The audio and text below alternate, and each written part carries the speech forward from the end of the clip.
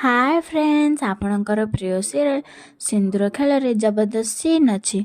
हाँ फ्रेंड्स आज मल्लिका आईना सामने रहीकि निजे निजे कहूवे से रोशनी ए जादूबाड़ी शक्ति बल सी मत मुसी बन देता ना ता माने जाना पड़ो ए जादूबाड़ी शक्ति केते।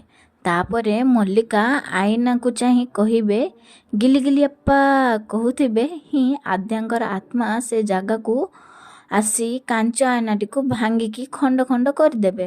तापरे आद्या कहिबे तू जेबे जेबे मो पिलामानंकर उपरे काली शक्तिर प्रयोग करिबो सेबे सेबे गोटे मार शक्ति से शक्ति को कमेई दब।